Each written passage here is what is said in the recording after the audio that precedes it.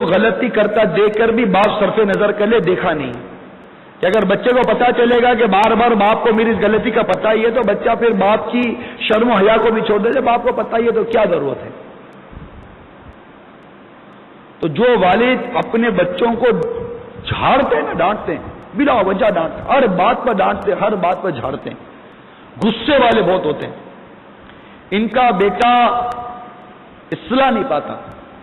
اچھی اور نیک بات بھی سمجھانے کے کچھ شرعی طریقے ہیں. بات بات کو غصہ کرنے، ڈانٹنے اور جھاڑنے سے عموماً بچہ باغی ہو جاتا ہے. اللہ تعالیٰ میں نرمی عطا فرمائے، نرمی سے بچے کو سمجھائیں. ہم عموماً شکایت کرتے ہیں کہ ہمارا بچہ ہماری بات مانتا نہیں ہے. بچے کو ماننے کی اہلیت والا رکھا ہی نہیں ہے. بچپن ہی سے اس کو دھو دھو دھو دھو کر بالکل جیسا لگتا تھا کہ میلا کپڑا ہاتھ میں آ گیا اور اپنے بن کے دھوبی. جب مار مار کر ہی جب تک پچھاڑیں گے نہیں بچے کو، اس کا میل جائے گا نہیں. میل گیا کہ نہیں گیا، بچہ وہ کپڑا بن گیا جگہ جگہ سے پھٹ گیا ہے. اب نہیں ہے بچہ ہاتھ میں آتا آپ کے.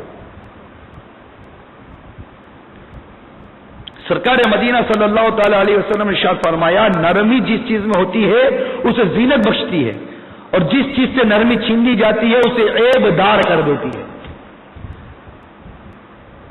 اسی طرح بعض ماؤں کی عادت ہوتی ہے کہ بچوں کو سمجھاتے وقت مختلف دھمکیوں سے نوازتی رہتی ہیں. مثلا اب اگر تم نے ایسا کیا تو میں تمہیں جنگل میں چھوڑ آؤں گی.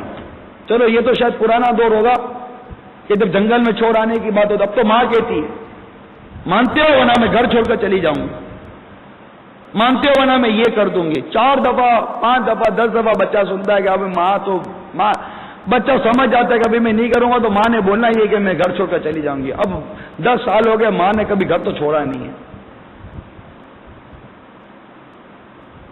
باپ بھی بعض اوقات الٹی سیدھی دھمکیاں دیتا ہے، یوں کر دوں گا، ہاتھ توڑ دوں گا، پاؤں توڑ دوں گا. بچہ پتا ہے کہ نہ باپ نے ہاتھ اٹھانا ہے نہ پاؤں توڑ، کچھ کرنا نہیں ہے. ایسی خواہ خواہ کی کیوں دھمکیاں دیتے ہیں بچوں کو؟ اس طرح ماں باپ اپنا امیج برباد کر رہے ہیں بچوں کے سامنے، امیج خراب کر رہے ہیں. آپ نرمی کریں. مارنا ہے نا، ایک بار ماریں شریعت کے دائرے میں رہ کر، ایک بار ماریں، ایک بار غصہ کریں، مگر ایسا کرے کہ جس کا اثر برسوں تک رہے. وہ بھی اس طرح جو شریعت نے اجازت دی ہے. تو اس طرح کی الٹی سیدھی دھمکیاں دے کر ہم اپنا امیج خراب کرتے ہیں. ایسا نہ کیجیے. بچے کا ناپختہ ذہن اس کا بہت غلط اثر قبول کرتا ہے. نتیجتاً وہ بھی جوابی دھمکیوں پر اتار آتا ہے. جانا ہے تو جا، جو کرنا ہے کر لو. ہے یا نہیں ہے؟ مانتے ہیں آپ؟ ایسا ہوتا ہے ہمارے یہاں. بچے کو کبھی بھی آنن فانن غصے میں سزا نہ دیجیے، بلکہ اس کی غلطی سامنے آنے پر سوچئے کہ مجھے اسے کس طرح سمجھانا چاہیے. پھر اس حکمت عملی کو اختیار کرتے ہوئے اسے سمجھائیے. سب کے سامنے بچے کو مت جھاڑیے.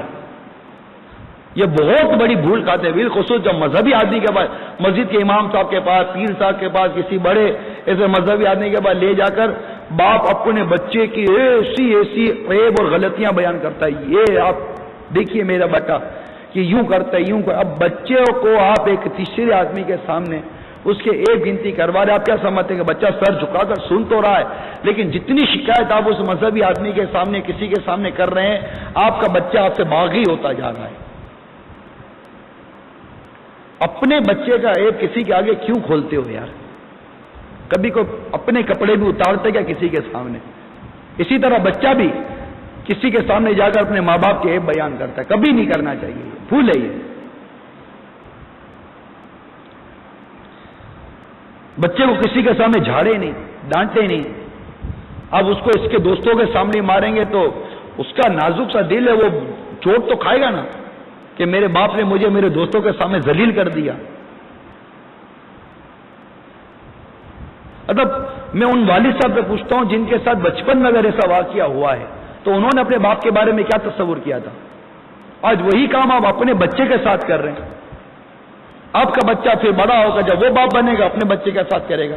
جیسے عموماً ہمارے بعد قاری صاحبان ہوتے ہیں مذہبی، معذرت کے ساتھ، انتہائی معذرت کے ساتھ عرض کر دوں، جو بچے کو قرآن پڑھاتے ہیں، بے دردی کے ساتھ مارتے ہیں، غیر شرعی مارتے ہیں، ڈنڈا ہاتھ میں ہوتا ہے، کبھی بچے کا ہاتھ توڑتے ہیں، کبھی بچے کا سر پھوڑتے ہیں، کبھی بچے کو کہاں زخم، اور کئی دیکھا ہے، کئیوں کو سنا ہے، دیکھا ہے، مشاہدے کی بات ہے، چہرے پر تھپڑ مارتے ہیں، جبکہ چہرے پر تھپڑ مارنا یہ حدیث پاک میں منع ہے۔ آپ بچے کو قرآن اور حدیث پڑھا رہے ہو اور آپ خود اسلام کی تعلیمات سے ہٹ کر بچے کی تربیت کر رہے ہیں، مار رہے ہیں بچے کو، ایسا بچہ اپنے قاری صاحب کا باغی بنتا ہے، اپنے استاد صاحب کا باغی بنتا ہے۔ اب جب قاری صاحب کو سمجھاؤ، قاری صاحب بچے کو اتنا مت ماریں، تو قاری صاحب کہتے ہیں آپ کو نہیں پتا، ہم نے بھی یوں ہی پڑھا ہے۔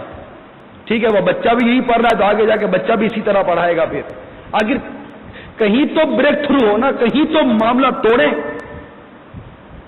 آخر ایک روش غلط چل رہی ہے، اس کو کیوں آگے غلط ہی غلط لے کے جا رہے ہیں؟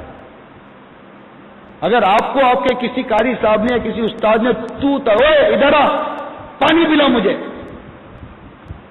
آپ کا مذہبی شخص ہیں یا باپ بھی ہیں، تو اگر آپ مذہبی شخص ہیں تو غور تو کیجئے، بچے کو اب اس طرح پانی مانگتے، بیٹا پانی پلا دو، وہ بھی اسی صورت قاری صاحب بچے سے کام کہیں گے جبکہ کام کہنا اس کے لیے جائز ہوگا، کہ نابالغ سے مشقت والا کام لینا ویسے ہی منع ہے، جہاں تک شریعت نے اجازت دی ہے۔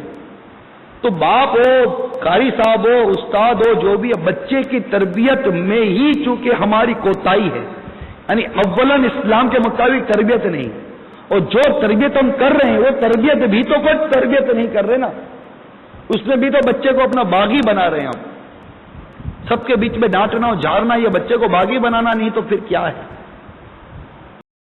لہذا حتی الامکان اپنے بچے کو تنہائی میں سمجھائیے، انشاءاللہ عز و جل مثبت نتائج برآمد ہوں گے۔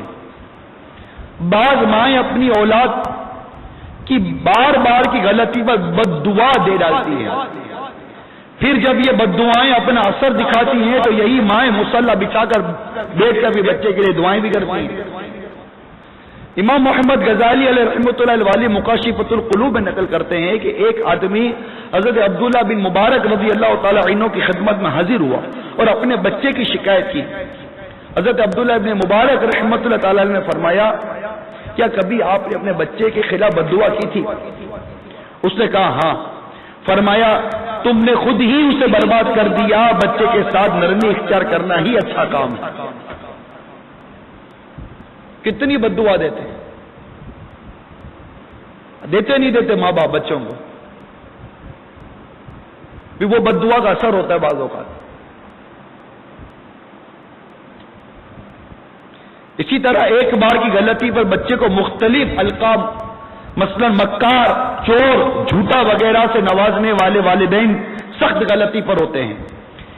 ان القابات کی تکرار سے بچہ یہ سوچتا ہے جب مجھے یہ لقب مل ہی گیا ہے، جب مجھے کہہ دیا تو چور ہے، چل چور، اب چوری کر کے ہی چور مشہور ہوں، مفت کا لیبل لینے کا کیا فائدہ؟ جب مکار مشہور ہو ہی گیا ہوں تو مکاری کر کے ہی پھر اپنے وہ لقب کی لاش تو رکھوں۔ وہ مکاری کرتا ہے، پھر وہ چوری کرتا ہے۔ اسی طرح بعض والدین ہوتے ہیں اپنے بچے کو احساس کمتری مبتلا کرتے ہیں، بے وقوف، کسی کام کا نہیں ہے، بالکل بالکل بالکل بالکل بے وقوف ہے، عقل نام کی چیز نہیں، چپ چپ بیٹھ جاتا، خبردار کھڑا ہوتا، بالکل تمیز نہیں ہے، تم ایسا جھاڑتے ہیں اس کو، ایسا نہیں، تم نہیں کرنے کا، تمہارا بالکل سلیقہ ہی نہیں ہے، بالکل سلیقہ نہیں، بالکل بے وقوف، ہٹو ادھر سے، چھوڑ دو اس کو، ایسا اس سے کر دیتے ہیں کہ بچے کے دماغ میں یہ بات بیٹھ جاتی ہے کہ میں بے وقوف ہوں، میں کچھ نہیں کر سکتا ہوں۔ ایسا بچہ جب بڑا ہوتا ہے نا، کبھی کو اچھا کام نہیں کر سکتا کہ آپ کی بار بار کی بے وقوفی کی تکرار نے اس کو احساس کمتری میں مبتلا کر دیا۔ اب وہ اپنے اعتماد کھو چکا، وہ دنیا کا کوئی اہم کام نہیں کر سکے گا کہ اس کو پتا ہے کہ میں کچھ نہیں کر سکا، میں کچھ کر ہی نہیں سکتا، میں تو بیکار آدمی ہوں، میں تو بے وقوف ہوں۔ آپ اپنے ہاتھوں اپنے بچے کے ٹیلنٹ کو برباد کر دیا۔ بچے میں خود اعتمادی پیدا کرنے کے بجائے آپ نے اس میں ایسا